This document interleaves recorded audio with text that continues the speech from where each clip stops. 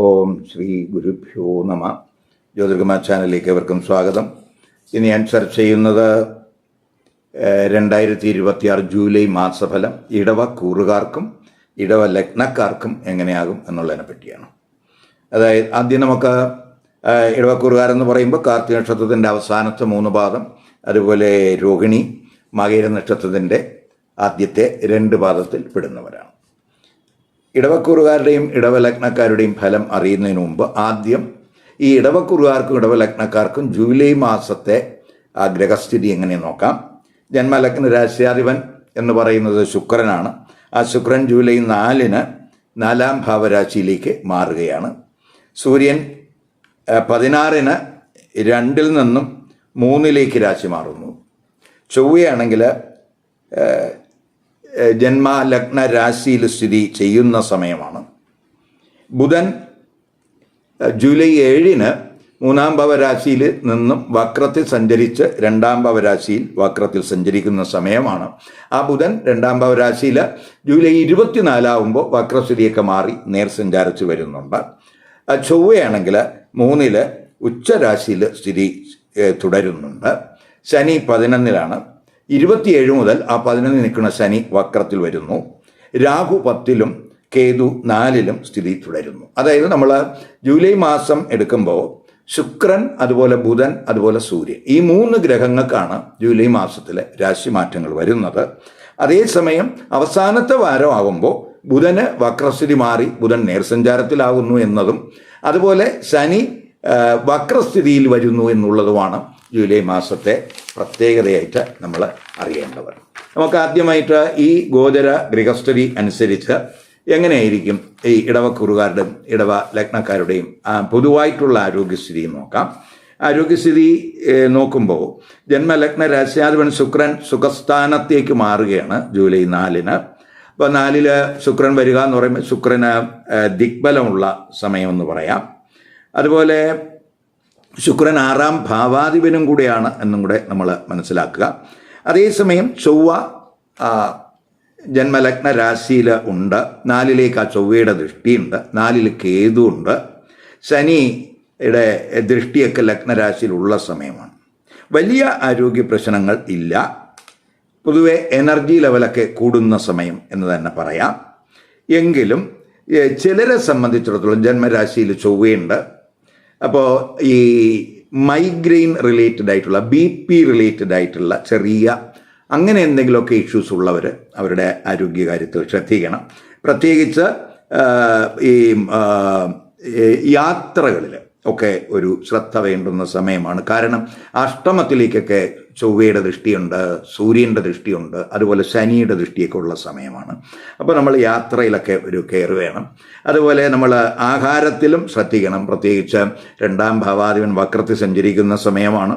അതുപോലെ കുജൻ ജന്മലഗ്ന രാശിയിലൊക്കെ ആകുമ്പോൾ സ്വാഭാവികമായിട്ടും അല്പം അഗ്രസീവ് എനർജിയൊക്കെ കൂടാൻ സാധ്യതയുണ്ട്. ചെറിയ അഭിപ്രായ വ്യത്യാസങ്ങളൊക്കെ ചിലപ്പോൾ നമുക്കുണ്ടായെന്നൊക്കെ വരാം. അപ്പം അതുപോലെ തന്നെ നമ്മൾ ഈ തൊഴിലിടത്തൊക്കെ എന്തെങ്കിലുമൊക്കെ ഈ ഉപകരണങ്ങൾ നമ്മൾ ഉപയോഗിച്ചൊക്കെ വർക്ക് ചെയ്യുന്നവർ അവിടെയൊക്കെ ഒരു കെയർ വേണം. എന്തെങ്കിലുമൊക്കെ ഇഞ്ചുറി അല്ലെങ്കിൽ ചെറിയ തോതിലുള്ള പൊള്ളൽ ഇതിനൊക്കെ സാധ്യതയുണ്ട്. അപ്പോൾ യാത്രകളിലും ഡ്രൈവിങ്ങിലുമൊക്കെ ഒരു കെയർ കൊടുത്ത് പോകുന്നത് നല്ലതാണ്. അവസാനത്തെ പകുതിയൊക്കെ ആകുമ്പോൾ മാതാവിൻ്റെ ആരോഗ്യകാര്യത്തിലും ശ്രദ്ധിക്കണം. പ്രത്യേകിച്ച് 4-ാം ഭാവാധിപനായിട്ടുള്ള സൂര്യൻ ആ ഭാവത്തിൻ്റെ 12-ലേക്ക് വരുന്ന സമയമാണ് എന്നും കൂടെ മനസ്സിലാക്കുക. അതുപോലെ ചൊവ്വയാണെങ്കിൽ ഗുരുവാണെങ്കിൽ 8-മ ഭാവാധിപനും കൂടിയാണ്. അപ്പോൾ ഈ 8-മ ഭാവാധിപനായിട്ടുള്ള ഗുരു 3-ലൊക്കെ നിൽക്കുന്നു. ഉച്ചസ്ഥിതനാണെങ്കിൽ തന്നെയും 8-മ ഭാവാധിപൻ ആ 3-ൽ നിൽക്കുമ്പോൾ ചിലർക്ക് ഈ എന്തെങ്കിലും ഈ തൈറോയിഡ് അല്ലെങ്കിൽ ഷോൾഡർ റിലേറ്റഡ് ആയിട്ട് അല്ലെങ്കിൽ ENT റിലേറ്റഡ് ആയിട്ട് എന്തെങ്കിലുമൊക്കെ ചെറിയ ട്രബിൾസ് ചിലപ്പോൾ ഉണ്ടായി എന്നും കൂടെ വരാം. ഇനി തൊഴിൽസ്ഥിതി നോക്കാം. തൊഴിൽസ്ഥിതി നോക്കുമ്പോൾ കർമ്മഭാവാധിപൻ ശനിയാണ്. ശനി നേട്ടത്തിൻ്റെ സ്ഥാനത്താണ്, 11-ലാണ്. കർമ്മസ്ഥാനത്ത് രാഹു സ്ഥിതിയുണ്ട്. അപ്പോൾ ഗുരുദൃഷ്ടി 11 നിൽക്കുന്ന ശനിയെ കർമ്മഭാവാധിപനായ ശനിയെ ഗുരു ദൃഷ്ടി ചെയ്യുന്നുണ്ട്. അപ്പോൾ 4 മുതൽ ജന്മലഗ്ന രാശ്യാധിപനായ ശുക്രനും 4-ൽ വരുന്നുണ്ട്. ആ ശുക്രൻ 6-ാം ഭാവാധിപനും കൂടിയാണ്. പ്രത്യേകിച്ച് അത് പ്രത്യേകിച്ച് 6-ാം ഭാവത്തിൻ്റെ 11 ഈ 4 എന്ന് പറയുന്നത്. അപ്പോൾ തൊഴിൽ വഴി നമുക്ക് നേട്ടത്തിന് സാധ്യതയുണ്ട്. മാത്രമല്ല ശുക്രൻ 10-ലൊക്കെ ദൃഷ്ടി ചെയ്യുന്ന സമയം കൂടിയാണ്. അപ്പോൾ പൊതുവെ നമുക്ക് കർമ്മസുഖത്തിന് സാധ്യതയുണ്ട്. ഇപ്പോൾ കൂടുതൽ നമ്മൾ വർക്കഹോളിക് ആകാൻ സാധ്യതയുണ്ട്. അതുപോലെ നമ്മൾ ഈ വർക്ക് ഫ്രം ഹോം ബേസിസിലൊക്കെ വർക്ക് ചെയ്യുന്നവർക്ക് സാമ്പത്തിക നേട്ടങ്ങൾക്ക് സാധ്യത കാണുന്നുണ്ട്. അതേസമയം ഈ വർക്ക് പ്ലേസിൽ നമ്മൾ എന്തെങ്കിലുമൊക്കെ അഭിപ്രായ വ്യത്യാസങ്ങൾ ഉണ്ടാകാതെ നോക്കണം. അതുപോലെ തൊഴിലിടത്തൊക്കെ നമ്മൾ സ്ത്രീ സൗഹൃദങ്ങളിലൊക്കെ ഒരു കെയർ വേണ്ടുന്ന സമയമാണ്. ഇപ്പം 10-ാം ഭാവാധിപനായിട്ടുള്ള ശനി 11-ലൊക്കെ നിൽക്കുക എന്ന് പറയുമ്പോൾ അത് തൊഴിൽ വഴി നമുക്ക് നേട്ടങ്ങൾ ഉണ്ടാകും. തൊഴിലിന് അനുകൂലമായിട്ടുള്ള സമയമായിരിക്കും. പ്രത്യേകിച്ച് ഫ്രണ്ട്സ്, അതുപോലെ സോഷ്യൽ റിലേഷൻ, ഇവയൊക്കെ നമുക്ക് തൊഴിൽ ലഭിക്കുന്നതിന് അത്തരം ബന്ധങ്ങളൊക്കെ നമുക്ക് ഉപയോഗിക്കാൻ കഴിയുന്ന സമയമാണ്. അവസാനത്തെ പകുതിയൊക്കെ ആകുമ്പോൾ സൂര്യൻ 3-ലേക്കൊക്കെ രാശി മാറുന്നു. അതൊക്കെ നമുക്ക് പ്രത്യേകിച്ച് ഈ തൊഴിൽ അന്വേഷകർക്ക്, ടെസ്റ്റ് ഇൻ്റർവ്യൂകളിലൊക്കെ പങ്കെടുക്കുന്നവർക്കൊക്കെ ഒരു കോമ്പറ്റേറ്റീവ് സ്പിരിറ്റ് ഈ സമയത്തുണ്ടാകും. അത് തൊഴിലവസരങ്ങൾക്കൊക്കെ അത് സാധ്യത കാണിക്കുന്നുണ്ട്. അതുപോലെ വിദേശത്ത് തൊഴിൽ അന്വേഷിക്കുന്നവർക്കും അനുകൂല സമയമായി കാണുന്നുണ്ട്. പ്രത്യേകിച്ച് ഈ പൊളിറ്റിക്കൽ ഫീൽഡിലൊക്കെ വർക്ക് ചെയ്യുന്നവർക്ക് അവർക്ക് എന്തെങ്കിലുമൊക്കെ ഉയർന്ന പദവികളൊക്കെ കിട്ടുന്നതിനും സാധ്യത കാണുന്നു. ഇനി ബിസിനസ്സുകാരെ സംബന്ധിച്ചിടത്തോളം 7-ാം ഭാവാധിപനായിട്ടുള്ള ചൊവ്വ ജന്മരാശിയിലാണ്. അതുപോലെ ചൊവ്വ 7-ൽ ദൃഷ്ടിയും ചെയ്യുന്നുണ്ട്. 7-ൽ ഗുരുവിൻ്റെ ദൃഷ്ടിയുമുണ്ട്. ബിസിനസ്സുകാരകനായിട്ടുള്ള ബുധനാണെങ്കിൽ 2-ൽ വക്രത്തിൽ സഞ്ചരിക്കുന്ന സമയം കൂടിയാണ്. അപ്പോൾ പൊതുവെ നമുക്ക് ഈ പാർട്ട്ണർഷിപ്പ് ബിസിനസ്സിലൊക്കെ വിജയം അല്ലെങ്കിൽ ലാഭവർത്തനമൊക്കെ പ്രതീക്ഷിക്കാവുന്ന സമയമാണ്. 7-ാം ഭാവാധിപനവിടെ ദൃഷ്ടി ചെയ്യുന്നു, ഗുരു അവിടെ ദൃഷ്ടി ചെയ്യുന്നു. അപ്പോൾ ബിസിനസ് വിപുലപ്പെടുത്തുന്നതിനൊക്കെ അനുകൂലമായിട്ടുള്ള സമയമാണ്. അതേസമയം ബിസിനസ്സുകാരകനായിട്ടുള്ള ബുധൻ വക്രത്തിൽ സഞ്ചരിക്കുന്ന സമയമാണ് ആദ്യത്തെ ഒരു 3 വാരം എന്ന് പറയുന്നത്. ഈ സമയത്ത് നമ്മൾ ബിസിനസ് സംബന്ധമായിട്ടുള്ള പ്രധാന തീരുമാനങ്ങൾ എടുക്കുമ്പോൾ ഒരു കെയർ വേണം. ബിസിനസ്സിൽ ചിലപ്പോൾ ബിസിനസ് റിലേറ്റഡ് ആയിട്ട് എന്തെങ്കിലും മിസ്കമ്മ്യൂണിക്കേഷനൊക്കെ ചിലപ്പോൾ ഈ സമയത്ത് ഉണ്ടാകാൻ സാധ്യതയുണ്ട്. അവസാനത്തെ വാരം ആകുമ്പം അതൊക്കെ മാറി സ്ഥിതിയിൽ ഗുണാനുഭവം ഉണ്ടാകും എന്ന് തന്നെ പറയാം. ഇനി വിദ്യാർത്ഥികൾക്ക്, ഇപ്പോൾ വിദ്യാർത്ഥികളെ സംബന്ധിച്ചിടത്തോളം വിദ്യാകാരകൻ ബുധൻ വക്രത്തിൽ സഞ്ചരിക്കുന്ന സമയമാണ് ജൂലൈ 23 വരെ. 2-ഉം 5-ഉം ഭാവാധിപന ആണ് ഈ ബുധൻ എന്ന് പറയുന്നത്. അപ്പോൾ 7 മുതൽ ആ ബുധൻ 2-ാം ഭാവ രാശിയിലേക്ക് വരികയാണ്, സ്വക്ഷേത്രത്തിലേക്ക് വരികയാണ്. പക്ഷെ അത് ഒരു വക്രത്തിലാണ് ആ സ്വക്ഷേത്രത്തിൽ ആദ്യത്തെ 3 വാരം സഞ്ചരിക്കുന്നത്. അപ്പോൾ വിദ്യാകാരകനൊക്കെ വക്രത്തിലായതുകൊണ്ട് പഠനത്തിൽ ഈ സ്വക്ഷേത്രത്തിൽ വരുന്നത് കൊണ്ട് പഠനമൊക്കെ ഉണ്ടാകും. എങ്കിലും പഠനം നമ്മൾ അവലോകനം ചെയ്യുന്ന സമയം എന്ന് പറയാം. അതായത് നമ്മളെ പഠനസ്ഥിതി, നമ്മൾ പഠിച്ച കാര്യങ്ങൾ കൂടുതൽ അവലോകനം ചെയ്യുന്ന സമയമാണ്. അത് ഗുണമാണോ ദോഷമാണോ വന്നിട്ടുള്ളത്, അതിനനുസരിച്ച് ആ പഠനത്തിൽ മാറ്റം വരുത്താനുള്ള ശ്രമമൊക്കെ നമുക്കുണ്ടാകും. അങ്ങനെ ചെയ്യുമ്പോൾ നമുക്ക് അവസാനത്തെ വാരമൊക്കെ ആകുമ്പോൾ 24-ന് ആ ബുധനൊക്കെ നേർസഞ്ചാരത്തിൽ വരുമ്പോൾ അതിൻ്റെ ഗുണം നമുക്ക് കിട്ടും. അപ്പം നമ്മൾ പഠനത്തിൽ, അതായത് നമ്മൾ നാളിതുവരെ പഠിച്ച കാര്യങ്ങൾ ഒന്ന് വിലയിരുത്തി അവലോകനം ചെയ്ത് അതിൻ്റെ ദോഷങ്ങൾ മനസ്സിലാക്കി കറക്റ്റ് ചെയ്ത് പഠനത്തിൽ മുന്നേറ്റം കൈവരിക്കാൻ കഴിയുന്ന സമയമാണ്. പ്രത്യേകിച്ച് ബുധൻ വക്രസ്ഥിതി മാറി നേർസഞ്ചാരത്തിൽ വരുമ്പോൾ. അപ്പോൾ അതൊക്കെ നമുക്ക്, അതുപോലെ ഈ പുതിയ കോഴ്സുകളൊക്കെ ചെയ്യാൻ ആഗ്രഹിക്കുന്നവർക്ക് പ്രത്യേകിച്ച് അവസാനത്തെ വാരമൊക്കെ ആകുമ്പോൾ അതിനനുകൂല സമയമായിട്ട് കാണുന്നുണ്ട്. കമ്മ്യൂണിക്കേഷനൊക്കെ വളരെ ഇമ്പ്രസീവ് ആവും ആ സമയത്ത്. അതുപോലെ ഗുരു 9-ലൊക്കെ ദൃഷ്ടി ചെയ്യുന്നുണ്ട്. അവസാനത്തെ പകുതിയാകുമ്പോൾ സൂര്യനും 9-ൽ ദൃഷ്ടി ചെയ്യുന്നുണ്ട്. അതൊക്കെ നമ്മൾ ഈ ഹയർ എഡ്യൂക്കേഷൻ തലത്തിലൊക്കെ പഠനം നടത്തുന്നവർക്ക്, അല്ലെങ്കിൽ ഹയർ എഡ്യൂക്കേഷൻ പഠനം അഡ്മിഷൻ ആഗ്രഹിക്കുന്നവർക്കൊക്കെ അനുകൂല സമയമാണ്. വിദേശത്ത് പഠനം ആഗ്രഹിക്കുന്നവർക്കും അത് ഗുണം ചെയ്യും എന്ന് തന്നെ പറയാം. ഇനി ധനസ്ഥിതി നോക്കുമ്പോൾ 2-ാം ഭാവാധിപൻ ബുധൻ, ധനഭാവാധിപനാണ് ബുധൻ. ആ ബുധൻ വക്രത്തിലാണ്. 7 മുതൽ 2-ലാണ് ആ ധനസ്ഥാനത്ത് തന്നെയാണ് ആ ബുധൻ വക്രത്തിൽ വരുന്നത്. 24-ന് ആ ബുധൻ നേർസഞ്ചാരത്തിൽ വരുന്നുണ്ട്. അപ്പോൾ ധനസ്ഥിതി, അതുപോലെ നമ്മുടെ സമ്പാദ്യം, ബാങ്ക് ബാലൻസ്, ഇവയൊക്കെ നമ്മൾ വിലയിരുത്തുന്ന സമയമാണ്, റിവ്യൂ ചെയ്യുന്ന സമയമാണ്. അപ്പോൾ 11-ാം ഭാവാധിപനായിട്ടുള്ള ഗുരു 3-ൽ ഉച്ചസ്ഥിതനാണ്. 11-ൽ ആ ഗുരുവിൻ്റെ ദൃഷ്ടിയുണ്ട്. അപ്പോൾ 11-ാം ഭാവാധിപൻ 11-ൽ ദൃഷ്ടി ചെയ്യുന്ന സമയമാണ്.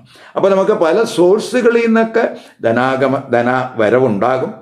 പ്രത്യേകിച്ച് ഫ്രണ്ട്സ് വഴി ചില നേട്ടങ്ങൾ പ്രതീക്ഷിക്കാം, സോഷ്യൽ റിലേഷൻ വഴി നേട്ടങ്ങൾ ഉണ്ടാകാം, ജ്യേഷ്ഠ സഹോദരന്മാർ വഴി എന്തെങ്കിലുമൊക്കെ ഗുണാനുഭവം ഈ സമയത്ത് നമുക്ക് പ്രതീക്ഷിക്കാം.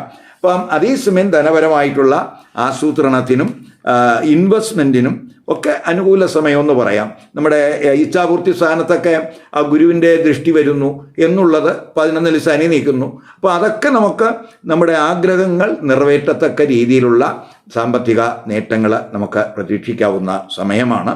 അതേസമയം നമ്മൾ ജന്മരാശിയിലൊക്കെ ശനിയുടെ ദൃഷ്ടിയുണ്ട്, ചൊവ്വയുടെ സ്ഥിതിയുണ്ട്. അതൊക്കെ നമ്മൾ പ്രത്യേകിച്ച് നമ്മുടെ ആ 4-ലേക്കൊക്കെ ആ ചൊവ്വയുടെ ദൃഷ്ടിയൊക്കെ ഉള്ള സമയമാണ്. 4-ൽ ശുക്രൻ നിൽക്കുന്ന സമയമാണ്. അപ്പോൾ കുടുംബത്തിലൊക്കെ അല്പച്ചെലവ് കാര്യങ്ങളൊക്കെ കൂടാനൊക്കെ അത് സാധ്യത കാണിക്കുന്നുണ്ട്.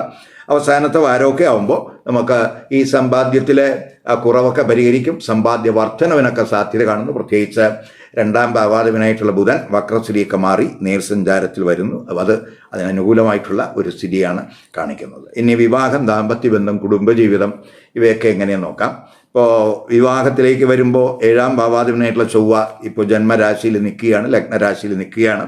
7-ലേക്ക് ആ ചൊവ്വയുടെ ദൃഷ്ടിയുണ്ട്. അപ്പോൾ ആ ചൊവ്വ 7ാം ഭാവാധിപനാണ് എന്നുള്ള രീതിക്ക് പ്രത്യേകിച്ച് ഗുരുവും 7-ലേക്ക് ദൃഷ്ടി ചെയ്യുന്നുണ്ട്.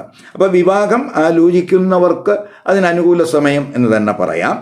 അപ്പോൾ ചിലരെ സംബന്ധിച്ചിടത്തോളം അവരുടെ കുഞ്ഞുനാൾ മുതൽ പരിചയമുള്ള വളരെ പക്വമതിയായിട്ടുള്ള ജീവിത പങ്കാളിയൊക്കെ ചിലപ്പോൾ കണ്ടെത്താനൊക്കെ കഴിയുന്ന സമയമായിട്ട് കാണുന്നുണ്ട്.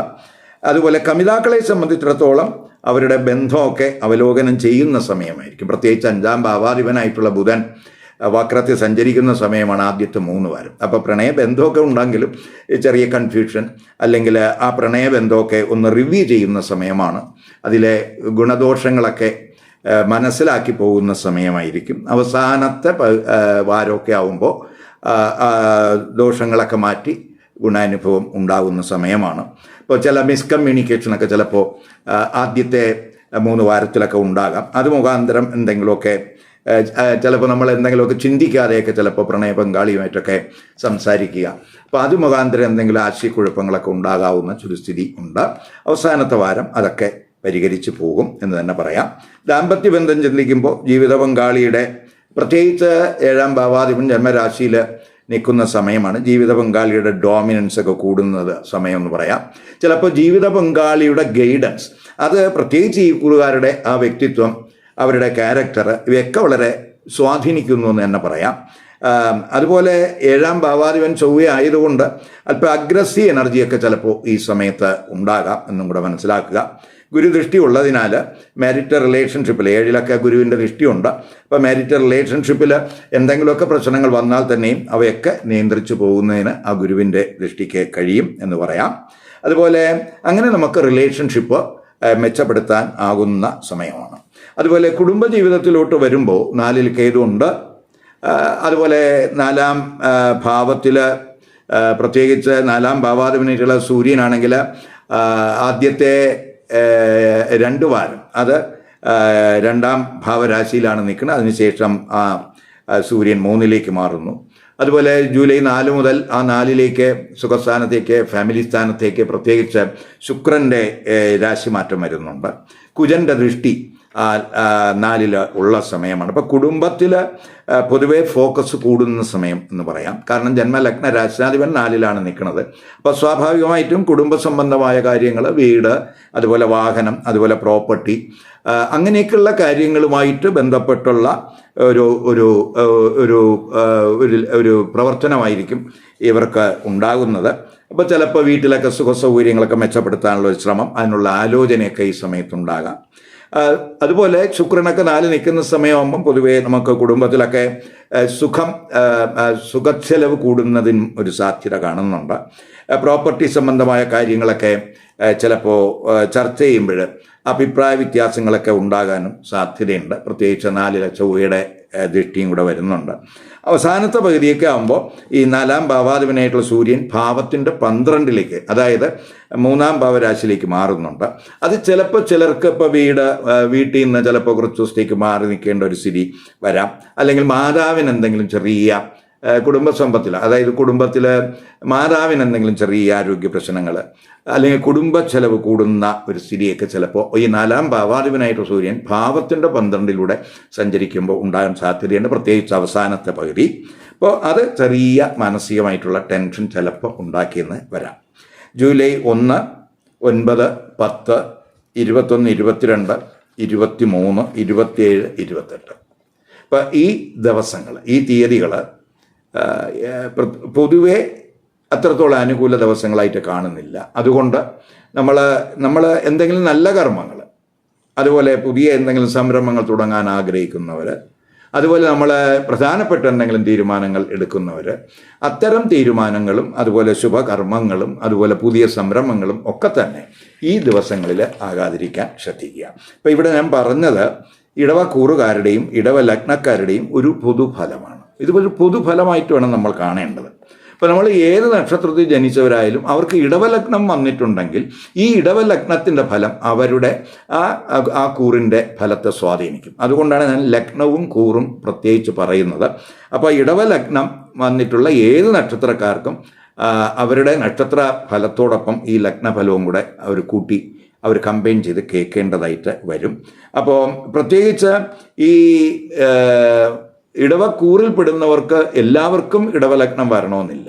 ചിലർക്ക് മാത്രം ഇടവലഗ്നം വരാം, മറ്റുള്ളവർക്ക് മറ്റു ലഗ്നരാശിയിൽ വരാം. അപ്പം മറ്റു ലഗ്നരാശികൾ വന്നിട്ടുള്ള ഇടവക്കൂറുകാരെ സംബന്ധിച്ചിടത്തോളം അവരുടെ ഈ ലഗ്നരാശി ഏതെന്ന് കണ്ട് ഈ കൂറിൻ്റെ ഫലത്തോടൊപ്പം ആ ലഗ്നരാശിയുടെ ഫലവും കൂടെ കമ്പൈൻ ചെയ്ത് കേൾക്കുക. എങ്കിൽ മാത്രമേ ജൂലൈ മാസത്തെ ആ പുതുഫലത്തിൻ്റെ ഒരു കറക്റ്റ് പിക്ചർ അവർക്ക് കിട്ടുകയുള്ളൂ. മാത്രമല്ല നമ്മൾ മനസ്സിലാക്കേണ്ടത് ഈ കൂറിൻ്റെ ഫലം എന്ന് പറയുന്നത് അല്പം സ്ഥൂലമാണ്.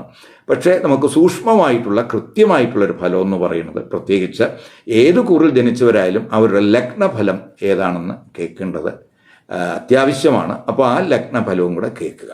അതുപോലെ നമ്മൾ മനസ്സിലാക്കേണ്ടത് ഇതെല്ലാം ഇപ്പോഴത്തെ ഈ ഗ്രഹസ്ഥിതി അനുസരിച്ചുള്ളൊരു ഫലം മാത്രമാണ് നമ്മൾ പറയുന്നത്.